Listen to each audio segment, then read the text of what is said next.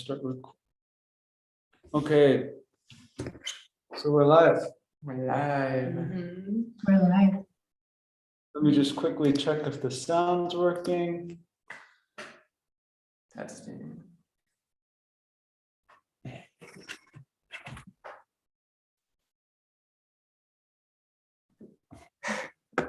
Yo, yo, yo.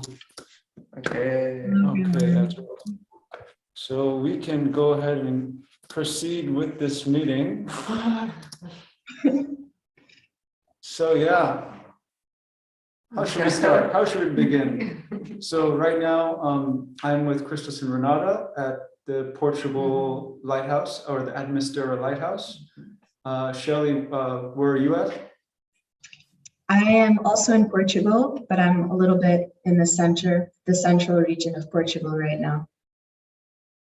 Okay, so I think we all have a commonality. We share a commonality in the fact that we think the inorganic realms or the artificial realms, the realms that are, I don't know, caught up so much in the matrix, is not working. And I think we all find a common interest in wanting to start something that's outside of these realms. So maybe we could just go around and share what our vision is, what we see for our communities, and yeah. What do you guys think? Yeah, so our vision initially for this land was to create a base where we can kind of bring people into this lifestyle of community without it being too intense. So we were looking at places that had amenities where we could just practice gardening. Yeah, and we found this place, and it's a pretty good base for what we want in this time.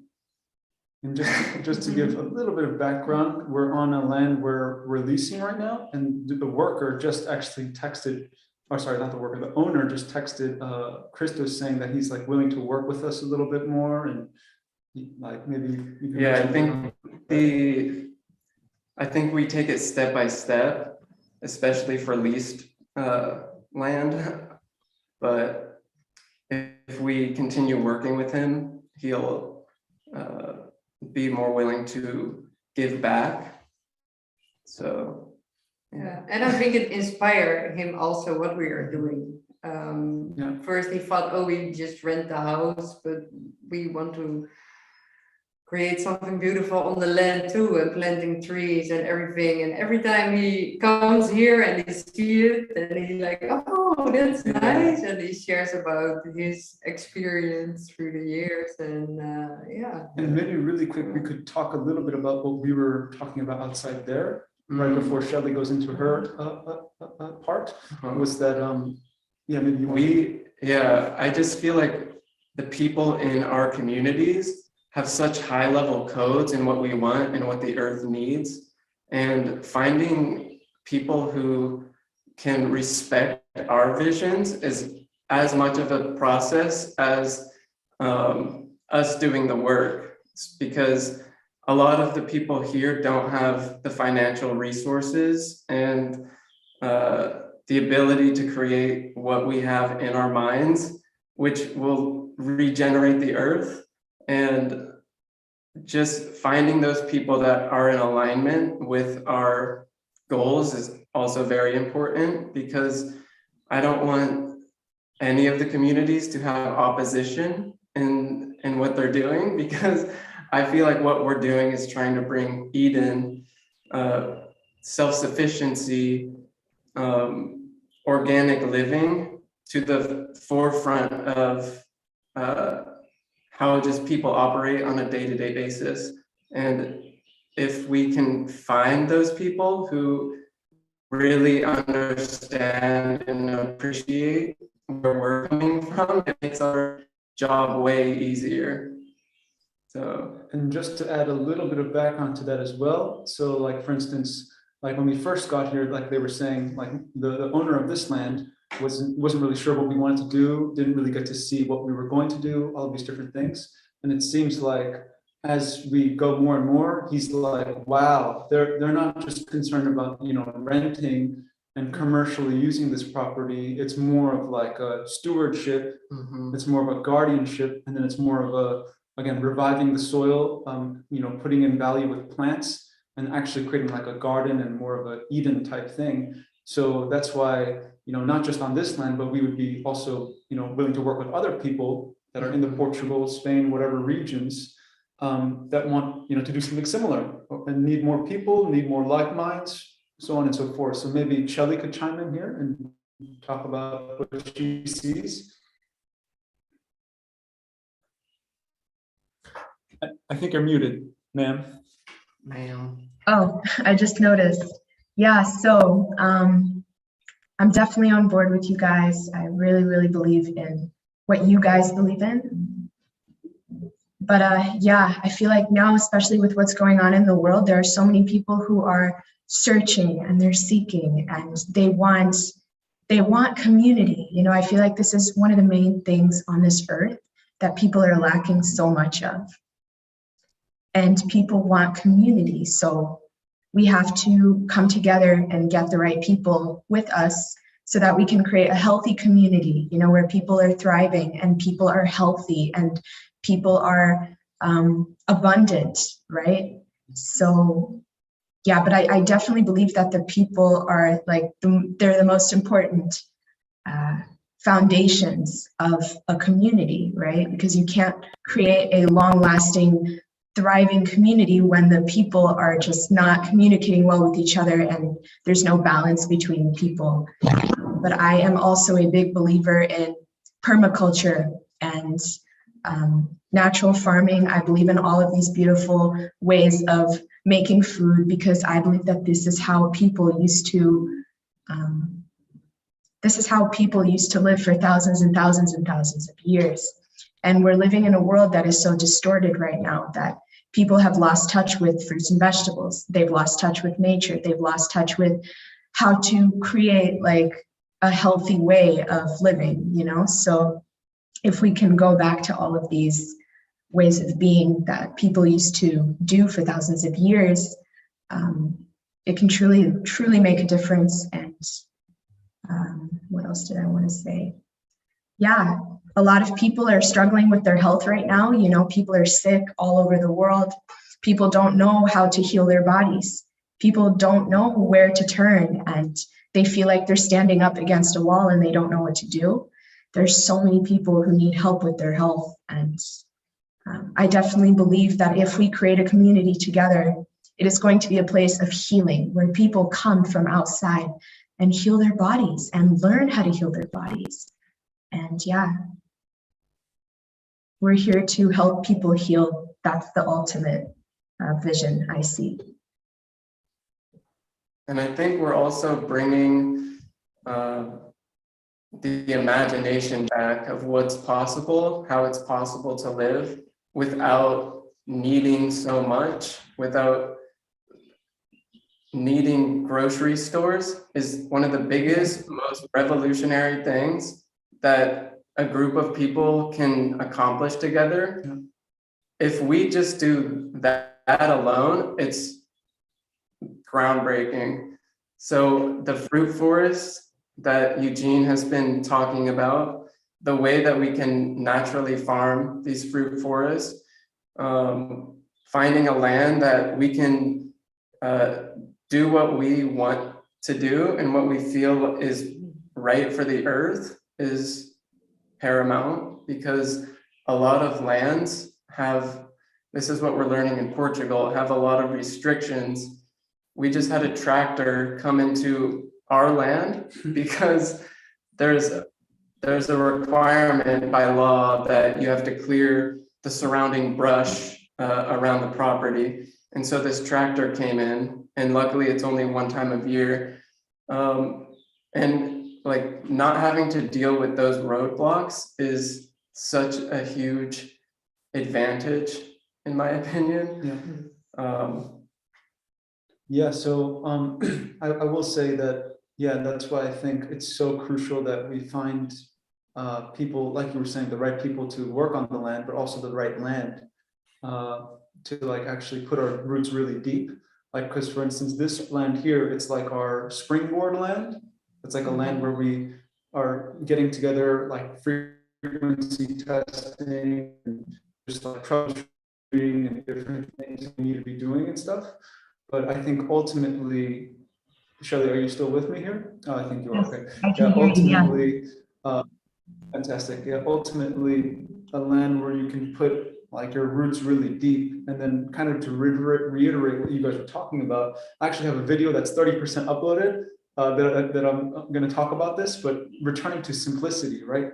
Because like I really think that that's what the indigenous and the native and the ancient codes incorporated, was living simple. Whereas right now in the matrix, it's like everyone has their own washing machine, everyone has their own car, everyone has 100 of their own clothes, everyone has so many things, but the one thing they don't have is a nice big mango tree in their yard, or what I mean, or a nice big, I don't know, a river running through their land. So I think it's very backwards in that sense. So yeah, just what's the most simple way to live? What's the most, like, what are the most basic necessities? And then who are we? Who am I? Like, what does it mean to be a human being? Like, I think that whole idea needs to be re-examined with living, with cultivation, and with eating. Yeah.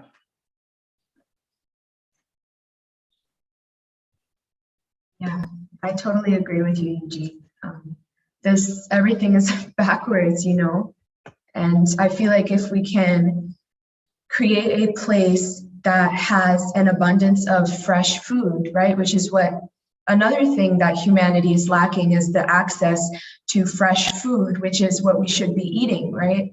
So if we can create like a community space with so much food that people don't really need to buy food from outside, that's what I believe in. A place where there's just fruit trees everywhere, and fruits of the highest quality, right? Fruits that aren't altered, because most of the fruits that we have in the store today, especially here in Portugal, what I've noticed is, because this country is part of the EU, I'm not really sure if that's why, the quality of the fruit here is different, because they took out the really good seeds that old farmers used to have from thousands of years ago, and they altered them and they genetically modified them, and the fruit tastes different. So I see a community, an eco-village, whatever you want to call it, where there are real fruits growing on trees, like seeds from thousands of years ago. And these are the fruits that heal people, not the ones that the ones from the store, of course, they still heal you, but I see a place where we have like the highest quality fruit available for the people, right? So people can actually get a taste of what real food is, yes. What living is, honestly, so most people don't know how amazing they can feel and how much energy and vitality they're designed to have. So yeah, I definitely believe that we can create something magical. But yeah, we need help, whoever's watching this live, if you know anyone who can help us with this project, whether it's finding land or finding someone who can help us buy land, that's literally right, Eugene? That's kind of what we're aiming for at the moment, to find the right land, find the right environment, and then we can go from there. 100%. And also heirloom seeds, like you were just mentioning, right? If we have land, heirloom seeds, clay balls in 3 years, you don't know what we can do. Kutluhan over at Italy, I'm going to go visit him as soon if I can. He doesn't use any input costs. He has zero cost in his farm because in the beginning, you might have to spend some money to get in some hay, straw, manure, so on and so forth. But after the soil is dark and it's full of life, worms, termites, insects, microbacteria, fungi, you don't need to pay anything. Nature puts the love in it and she takes care of it. And so what Kutluhan does now is he sells all his fruit for €2 per kilo, whether it's cherries, whether it's watermelon, whether it's whatever. He doesn't feel the need to change the price because, again, he has no cost in his farm. So that I think that's what people need to start to wrap their minds around, is what's possible. Plus he's doing like vegetable gardens within like 2 years with just hay and straw, no watering, no irrigation. Like, because right now, what's the big problem? There's not enough water, right? And then you go into Fukuoka's whole ideology, and he's saying that, if you start the tree from seed, it gets stronger, it searches for water, it's more resilient. Plus, once there's more vegetation, there's more rain. So it's a whole holistic kind of thing here. But what I wanted to reiterate here was that soon, like, again, if we find people to help us, we have some families coming here. So if we maybe purchase a small land and start on it or whatever, we can start doing things that are unbelievable. Like, we will like break the the limitations that are being created in the matrix mind of how I need to be reliant on big corporations and all this kind of stuff, and I'm not actually reaching food sovereignty, so on and so forth. That's no longer going to be an issue. So yeah, it's just a matter of finding the right people, the right seeds, so on and so forth. I was just texting the owner of this land, and what I realized is that what we're actually offering is free labor. Yeah. For a thing that they already have, that we want to make more beautiful. And I'm thinking, like, how does somebody turn down that offer? We want to make your land better. We want to make the soil better. We want to build abundance on your land. And I think if we just go into it with that mentality, that we have solutions, that hopefully other people can catch on to that energy and begin seeing what we're seeing. And also, it's like you have to be almost unhealthy to not want like free natural farming labor on your land. You almost have to be actively hating yourself or against yourself to stop the organic electric family, the organic electric race, from bringing back life into the earth, into the land, into the soil, so on and so forth. Like, you actually have to be against you have to be enslaved in your mind to be thinking like, oh, I'm just going to enslave more people just for the sake of rent, so yada, yada, yada. You guys know the story. Rather thinking, I'm also like, that's why we need more organic people. That's why we need more like healthy people that are going to support us, or people that at least want to go into that trajectory, because then they're not going to be thinking, what can I exploit out of this person? Rather, thinking, how can I help this person? AKA, how can I help myself? How can I help nature? Right. Yeah, it's not only about what can I take from it, because most people in this world are always looking for, they always want to take advantage and take.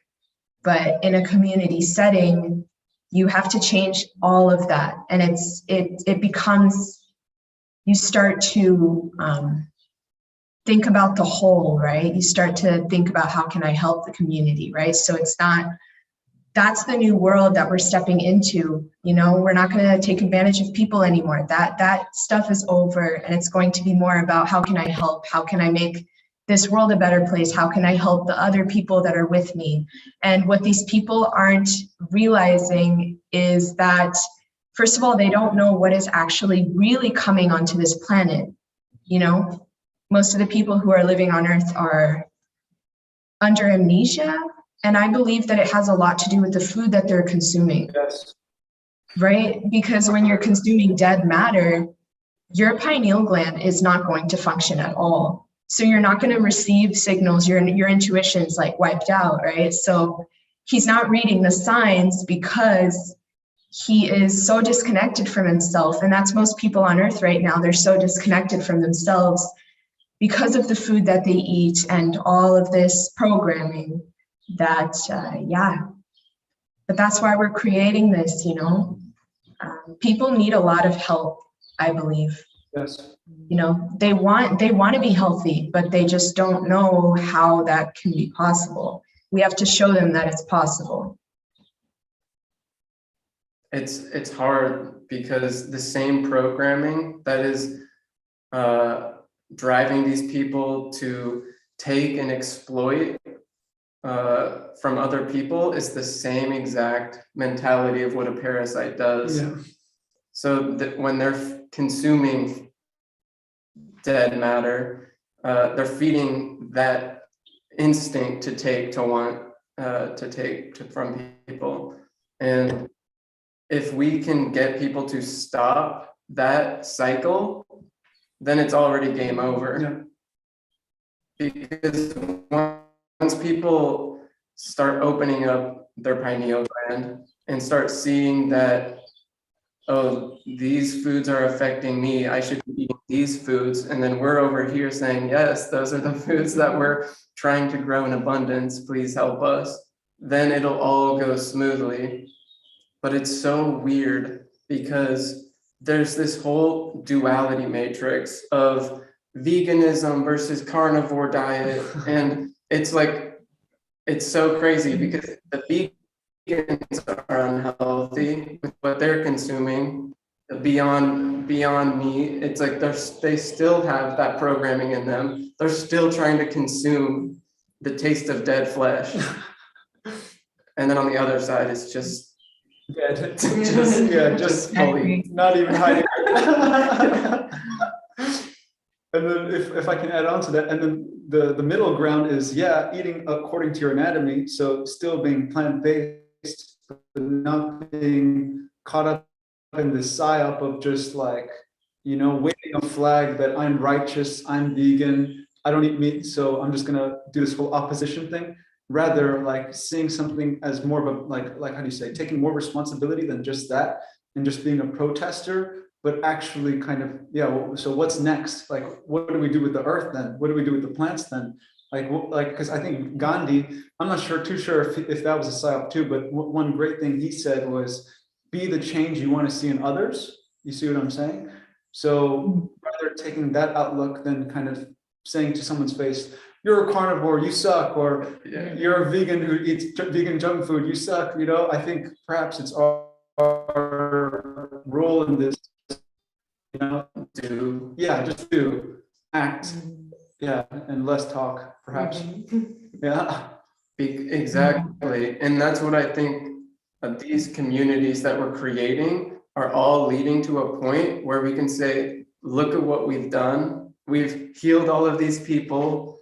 We have unlimited food for all of us to eat. So nobody's paying rent, nobody's paying for food, nobody's paying for medicine. And the second somebody sees that, it's game over. And it's, it seems so simple, but it's so difficult to achieve because people are not simple. Because people are not simple. Our whole thing is simplify.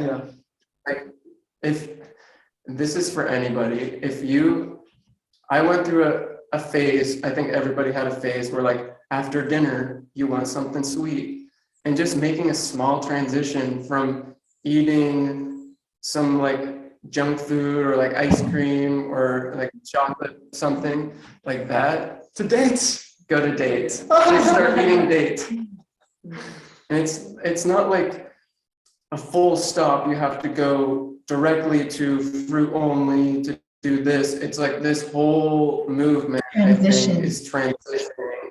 And if you just implement one thing that's good every day, every week, you're doing something to change what you're consuming, and that already will have enormous benefits, because then that will just accelerate what you're able to see.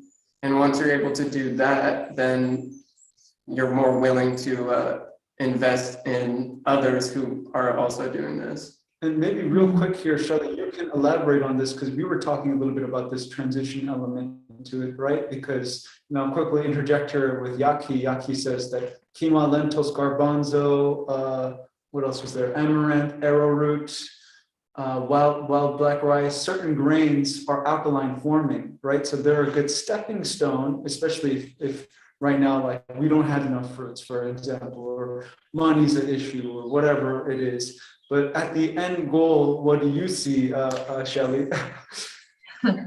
Yeah, I definitely believe that transitioning is so, so important if we want to help people heal. Because a lot of people go straight into the, you know, raw foods and the fruitarian diet, and then they fail, and then they go back.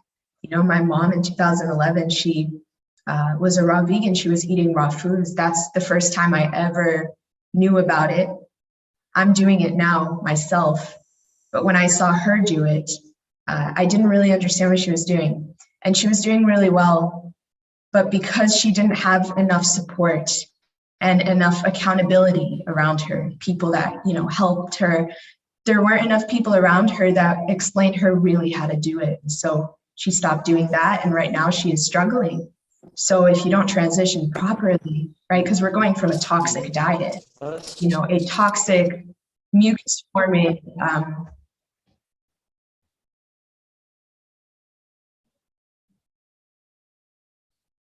oh, well, I think they left.